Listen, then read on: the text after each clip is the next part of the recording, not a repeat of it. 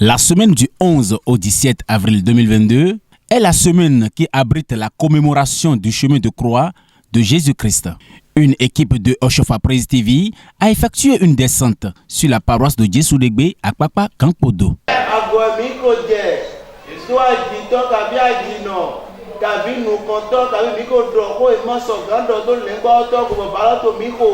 Kabi lwe majele miko basina jitwa jino na dodomo vide zwa jitwa jino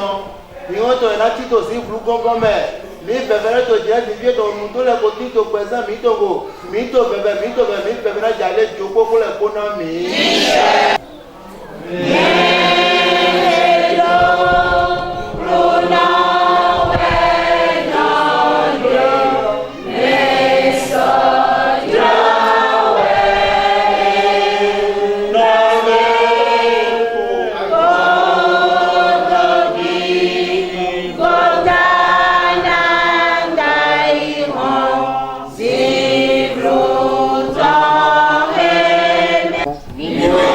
ọba ọ̀gá ológo jùlọ kábíyèsí òyígíyìgì ọba mímọ́ alágbára ní ayé àti ọ̀run lẹ́yìn ẹ̀yin bàbá kò tún sí ẹnìkankan ẹ̀yin nìkan ni a gbẹ́kẹ̀lé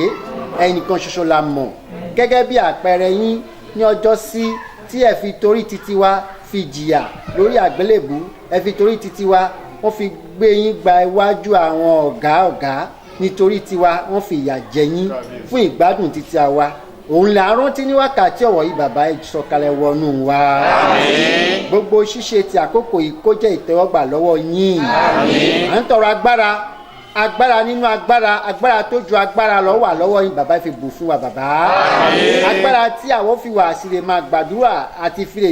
kojú sí ọ̀nà yín àti fi lè gbọ́ ohùn yín láti lè ṣe gẹ́gẹ́ bí òtítọ́ òdodo fi bù fún wa bàbá àmín tí agbára yín kó sọ̀kalẹ̀ lórí ìjọ náà àmín tí agbára yín kó mú wa láti ìbẹ̀rẹ̀ títí di òpin àmín agbára ẹ fi wẹ̀wù fún ìjọ náà àmín ẹ fi wẹ̀wù fún gbogbo wa àmín bàbá ẹ gbọ́ tiwa àmín ẹ ṣe wá lóore àmín ìyà jíjì Jésù kó gbà wá là àmín ẹ gbọ́ kí ẹ fi àṣẹ sí i ní orúkọ ti Jésù Kristi Olúwa wa àmín. Mi wa nuko to eto ojira din vie tome nado frito we hele utu nado kwero kore mi ba se hele Jésù ahan fo mi u me poton lodo be mi ma mo yin kan de to hwen to mi ton le me ati agun to eblebu ji ahan ji jo ho bo mi so mo azan lo Jésù mi do pe na we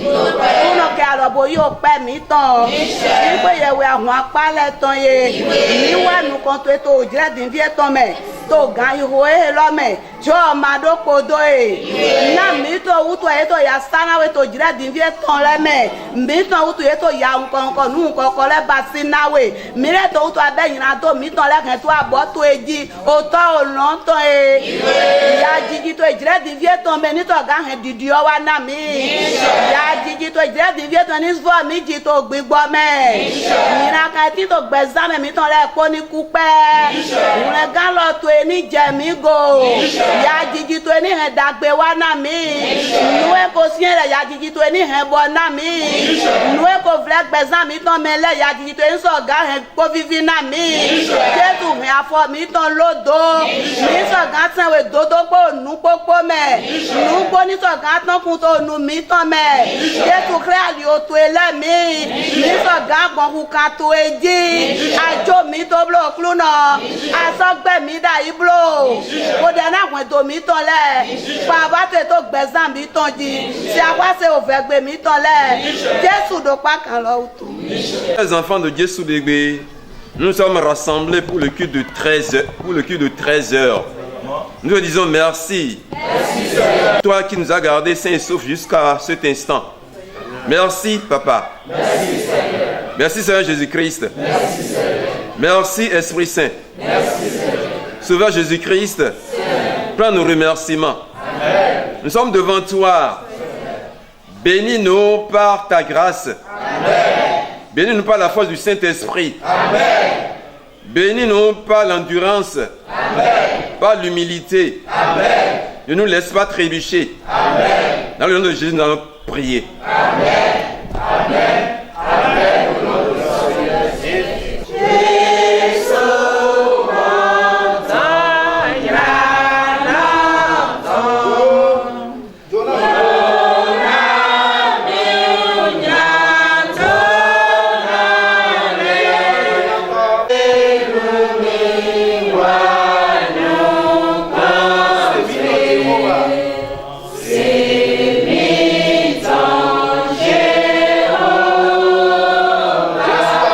Ojere meeting te divie ojere ose clan do yu eton worena ene basi jiwo ye gbogbo eton do ho ye we gan mo se ton me do worenu e hunle Israel vile gan son alo falo ton me boy waje basi ayi gba pago eton loji boy do di na Israel vile do mo yen je ojere hele me to hwelopo me yera no basi azan shian we na do no blanu Bolono khode na ebasi o dese yina to leton boron ebasi ojire ereleme yina no pai na to na ofriran zarana nuji wa zo jawo he basi na e to wenenu na to kunra e so ebasi alo falo tome e ho yin basi apajire de bo nuene e ko johoho sigba e do na e do yin no flin to kolokolo pome yin no flin na to no basi yin do mo ase hoele beje jire to me wa mi le sule mi flin nugo na to bi basi jire gan o divie to me ho azan chien we sigba mi o basi azan titan azan we to atongo basi mi te divie jiwe we no go alo na peto jiwe we no na okukulo me ba do no bono pase to hele me bo khia do ne to le to dali mi to alogo to bi to afun do ni go na lokoko mi to le ni na mi kamesien ni na mi yise parce yise we holo yan yun bo yise dide mi ko se potivie ana so o ya do go holo me na do basi kere dide jedo bo ale hede me ana moyi sigba yan ma yise we an to la lagbon kabi an to hode fule do kabi an to ni le fule basi mi ave vena e basi do koko mi ton le do mo o jere ele mi ni jale wura ko to ko lo po me mi no zedo vive me iyen de do mo atato nde kon abi atata zo me ahana biogbe bo je yo so na gbo gbigbo eton do ko me na o gan to ile o gan he ado bera na we gbe ba do so o hiado o fi go ho ehele nkan to na do basi o hiado no hele na o ho etin to do gbogbo mi ton le go hiado no do basi o fi gbe toto go esupo sigba yan to hele basi bo no pa yi na do ba yi juwe we na pon gowe nwe khia yina ka do gowe la juwe na gbo e do da bo de so gowe yan ko do yona le tin alo pade juwe na gbo e do to dali bo huwa iro na we nu supo we bon me bon yi se to dali je ni gwa lo na mi azan ero be yi azan aya je to de na mi do azan aya je to we do na yin na mi na do kwe de awe ma so gan pe go bai to agba wutu de bi oto me bo ma pe go amo to jire din vie ton me e so ji na jo ogbe no gbe re o mi ahun we na fi mi ton le bo du e ton de ran bai fun ye do an bai bo mi ma san pe ton mi do pe ne susu do san ro e vivi na mi bo mi u me po mi to fifo me bo mi to de lo opo to aya je go afọ mi ton so pe agun vi re sunu yonu mama le me pa afọ mi ton so pe bo mi de go bodo bi bai bo mi so bibi alo go kru ton do ni go alo ami na mi ni beyi asan de po le do go bo to mo nukun dagbe ton lo bo ya jije ton lo ni to so gan wa dagbe na mi o ya jiji Christian lo nugbo wona eto azan wa eyi ogbe Jehovah pon ran do mo o vi mi ton le yeto yagbenu yeto kanimogbenu menu ena yi na do gun yega e ko do yewe gan susu le kan bo yepo wu na yi to kun hota me chigba Jesu yi pe to Jehovah sinu ko do mi ran nugbo edu ran ewa na do agunle mi gan to o se ro po mele agambla nu hulawe agambla nu hulaton agambla lopo na bibio towe na jiwe yewe na vive towe Jesu lo su blanu Jesu lo su papa e blanu bo hode bolo yi kaka osoji bolo hode wona hode le satani to quick point satani to quick point wa da mo ye yin o fi mauton le ayin fi mauton di aka oblanu bo mo do mo agbo pe nu o chi ko ni e ka oblanu e do ni degbe do zanu erele ni le zun akala na ni le ni mo do du ogbegbigbon trewe Jesu do na satani e do gbe to mo do gbe na akala cho keregba adavo nado din o ho joton nado bi ogbese to me e do mo le ma e do nugbo bo so hen yo je devo me eze kaka yaga bo do e do mo ye fi ma uton anon ko de bo to le pono se anon wa nja o da ho le din lo eyan no so aga emi yo do mo ina degbe na angele ina se odo alopa ho me kaka wa odo etewe Jesu do ni e do ne do mo ye ama habo kule giwe otuton pogba eto ti ten gbon gbigbo me na jiwo edo kun le po je o pe gonugbo sigba yin lo ye wa ki kan bi odo mo atonubla eta blanu ti lo eta ramo yi eya de blanu ti lo ache de amo yi lo nami ache lo eme eni lo ya na do na gbete do mo ndo ache ndo wulo wona ye nawe eke yin mu ya bio boya nawe ache de ache nawe lo eme ndo mo aran do khode do megba ado tinki jo hona gbeto de to awuve mele mo ya na baido na gwenu ya wa kale mo be kale to bo wa de adua no gbigbodo po me wa kru no to epo bo bio ndi atin kan bio akru no to e boya mo te do to la do se ro anu ya bio to se ro me lo akru no mo te me no na me jawe ndi pepe de ya bio do se ro me Jesu ohun ko no po me gbono na me jawe mo no jo me do mi abio jonjo ja mi tun bo Jesu ni na e tonu sise na ye ni do penu kwen ko bo bai bo do ye ton le akunu ndo ke alobo yi bo wa jure ton to e na ye to mo nu ye ton de e bi ole yi ye kan so mo yi to yin Jesu ton me Jesu an ton na e tonu sise lo. L'équipe était aussi sur la paroisse Don de Dieu d'Égocentre.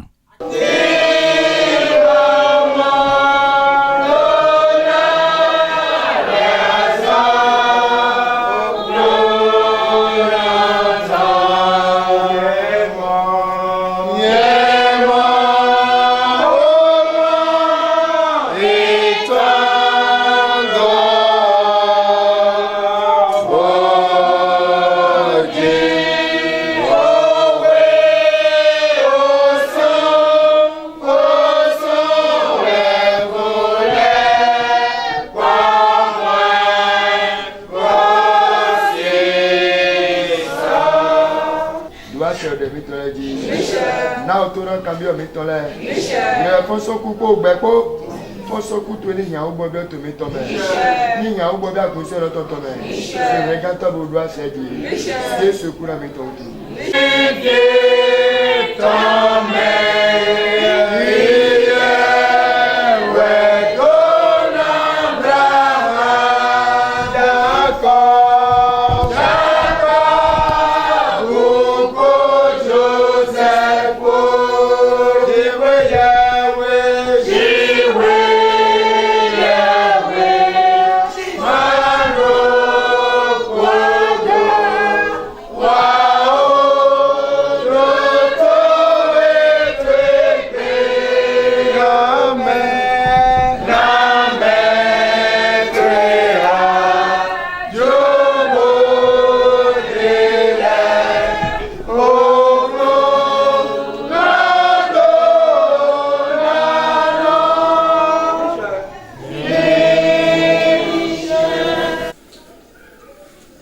ojre kheme mito yi mi lo su mi nyo do mo ojre au fiesa Christi wole ga toto me uyi we mite bo to gbeji zonlie to me e basi tenu dudu podo apostolie ton lepo bo mi ko se to yewo ko le me to segbe ke wa ibo igba je me na mi dodo mo tenu dudu ke du podo apostolie ton lepo o podo du tenu dudu lo e basi o kiade po epo bo yakla bo dona bo do yeni du bo so yi o ven lo bo zena e do yeni nu do ene lo we alenu e ko mi po epo do po do to lo po bo ka so ado deji na e do eyin mede madu bo so nu so me ne wo eje laso o ko lo me majro na du communion le me masojro nanu o ven lo le bo ye to file ye ni nyu edomo ye ma ko yin Kristi ton ye ma odo mi ma po Kristi po bo ye ko na mi o kiye ton to wele me e ka do to wele le me dodomo me de pepe de na wa ete de na du agba sa mi ton po hun mi ton po do na me de ke matin nyila do de to ko mi u me po ka nyila do no egbe ziza masogbe mi to ziza jagole mi do na di aloso ye me ni anyo do mi na du agbasa Kristi ton bodanu ohun eton amado na tin wo kepo medepo nu eyin oken nu eyin avun nu eyin tukla to wedo me podo asupa sipo ka vi to khoraya me yate po me po to wedo me ka vi to agun me ado na tenpo gbogbo oken po me ni lepo vive medeton madona tin to ayira tu me vena medeton madonna tinto gbigbo tu me ziza jago de madonna tinto walo tu me ni ajrona du agbasa Kristi ton bonu ohun eton adona tempo boni ose ton le. Alors ce culte là c'est très différent parce qu'il y a la prière et puis le jeûne surtout pour se débarrasser des pensées quaduques, des choses de désordre et uniquement vaquer, c'est apprendre aux fidèles de vaquer aux occupations de Christ, de ce que Christ a enduré pour nous sauver la vie. Le jeûne, ça facilite et c'est une clé, je veux dire une clé qui permet à la prière d'atteindre le Seigneur. Bon, la particularité de ce culte, dans le culte, il y a le mot Alléluia qui ne se prononce pas, ni Hosanna, parce que c'est la période dans laquelle le Christ a souffert. Disons, c'est le chemin de la croix de Jésus-Christ. Donc c'est ça qu'on commémore chaque année. Et bientôt, on parviendra à sa mort, à sa résurrection, et la victoire est là. C'est surtout la nourriture de l'âme qui est le plus important. Parce que le tout ne suffit pas de jeûner, de se priver de la nourriture. Le tout ne suffit pas de se priver de la nourriture. Surtout la nourriture de l'âme. C'est ça la prière. Parce que prier, c'est nourrir son âme. Donc il faut qu'on soit sincère dans la prière qui donne la nourriture à l'âme. Il faut qu'on soit sincère et vraiment fidèle à ce qu'on fait. Le jeûne seul ne suffit pas. C'est ce que je disais tantôt, qu'il fallait se débarrasser des attitudes qui ne sont pas les nôtres, telles que les mensonges, les vols et des choses qui sont des souillures, qui peuvent empêcher l'homme d'atteindre l'objectif que Dieu vise sur nous. Ọdún tá à ń ṣe yìí ni ọdún náà lákọ̀ọ́kọ́ náà tabari a ó rí i pé ó ti jẹ́ ọdún tí a ti ń ṣe ìgbà tí Jésù ò tí dé. Òun ni pé nígbà tí àwọn ọmọ Israẹli wọ́n kúrò nínú oko ẹrú tí wọ́n ń kọjá, òun ni ọjọ́ tí wọ́n fi ṣe àpẹẹrẹ tí wọ́n fi máa ń rántí láti máa ṣe ọdún náà. Ọdún náà ló pé tí Jésù gun kẹ́tẹ́kẹ́tẹ́ láti wọ Jerusalem láti fi hàn wọ́n wípé ìkókúrò nínú oko ẹrú kí a lè gba òmìnira. Ó parí ni Jésù fi gun kẹ́tẹ́kẹ́tẹ́ fi wọnú Jerusalem nínú ọdún náà. Ó jẹ́ ọdún ìrántí pàtàkì kan fún àwọn ọmọ tó tẹ̀lé Kristi lẹ́yìn. Àkọ́kọ́ rẹ̀ ni wípé ó jẹ́ ọjọ́ tí Jésù wá láti wá kó wa padà kúrò ní oko ẹrú. Òun ni pé wọ́n ní láti ìgbà Mósè títí wá di ìgbà Jésù yìí, nígbà tí ò ti dé, ẹ̀jẹ̀ ewúrẹ́ la máa ń fi rúbọ, síbẹ̀síbẹ̀ kò tí tó. Ṣùgbọ́n nípa ti ẹ̀jẹ̀ Jésù Kristi ọmọ bíbí kan ṣoṣo Ọlọ́run náà, ọ̀nà á fi rúbọ. Tọ́ka àsìkò ìyà ẹ̀ láti wá kó wa kúrò nínú oko ẹrú. Ìgbésẹ̀ tí bàbá wa Adam àti Eva jẹ, òun ni Jésù wá láti wá san. Ó wá san lórí èmi, ó wá san lórí ìwọ. Àsìkò ẹ̀ la wà lọ́wọ́lọ́wọ́, nítorí a ṣe sọ pé ọ̀sẹ̀ yìí ó jẹ́ ọ̀sẹ̀ ìjìyà fún ìrántí ìyà tí Jésù jẹ lórí ìwọ, lórí èmi. Òun là ń ṣe ìrántí ẹ̀. Òun ló fà á tí gbogbo àwọn ọmọ ìjọ wọ́n wà nínú àyíká láti máa gbàdúrà, láti bẹ̀bẹ̀ kí ìyà tí Jésù jẹ lórí wa kó kó wa kúrò nínú oko ẹrú, kí a lè rí òmìnira gbà nú ẹ̀ là wà lọ́wọ́. Nítorí ìwé mọ́ sọ fún wa wípé ẹ̀jẹ̀ rẹ̀ nìkan òun ló wá gbà wá là. Lẹ́yìn ẹ̀jẹ̀ Jésù kò tún sí ẹ̀jẹ̀ ewúrẹ́ mọ́. Tí a bá wo ìwé Hébérù orí 10 ẹsẹ̀ rẹ̀ 10, a ó rí nígbà pé ẹ̀jẹ̀ Jésù Kristi òun ló wá kó wa là. Ìyà náà ló wà lọ́wọ́ tó fi ń ronú, wọ́n ń ṣe bí wọ́n ṣe lè mú, wọ́n sà ń wá ọ̀rọ̀ kan kí wọ́n lè fi kan lọ́rùn láti pa lórí ìwọ, torí èmi. Òun náà ni, ṣùgbọ́n ìjìyà rẹ̀ ó bọ́ sí ìròyìn ayọ̀ àti ìjínde àti ìyè fún ìwọ àti èmi. Ìrántí ẹ̀ la wà lọ́wọ́lọ́wọ́. Ìyà tó fẹ́ jẹ láìpẹ́ yìí, òun là ń ronú nípa ẹ̀. A sọ pé Jésù kú lórí ẹ̀ṣẹ̀ wa, à ń jìyà fún, kì í ṣe Jésù là ń jìyà fún. Òun ti kú lórí igi àgbélébùú fún ìwọ àti èmi lẹ́ẹ̀kan ṣoṣo. Ṣùgbọ́n nísìn agbúdọ̀ ó di dandan kí èmi àti agbúdọ̀ fi ọ̀rọ̀ yìí sínú àwẹ̀ àti àdúrà, kí ẹ̀rù wíwo ẹ̀ṣẹ̀ wa kó lè fúra kù. Torí la ṣe ń bẹ̀bẹ̀ nínú àwẹ̀ kí Olúwa kó gbé ẹ̀rù wíwo nínú ayé wa, kó gbé kúrò, kó fún wa ní ìtura. Torí ẹ̀ la ṣe ń gbàwẹ̀ nínú ẹ̀sìn náà. Sísẹ́ ẹ̀gbọ̀nvọ̀ náà sísẹ́ lẹ́ẹ̀bí, sísẹ́ ẹ̀mẹ̀wẹ̀ Jésù Kristi zéde, podo san vodo ta mitome, podo hunle mixon yenado miton lesi. Wezombo, de ye doayi, to bon papa chofa ton dali. Bon, azano pe se chien welo, midona basi karem, ou de, do game. Wezom mindo to fi. Ni mi blanu, minato de ho. Pona so do bigbo, Jonathan, don bigbo te mendona non, mwen, amandona do komeken, komende po abi tukla, donc a dona non free. To odero sin wem. N'hésitez pas à liker la vidéo si elle vous plaît et si vous êtes nouveau sur la chaîne, n'oubliez pas de vous abonner et d'activer la notification pour ne rater aucune de nos prochaines vidéos.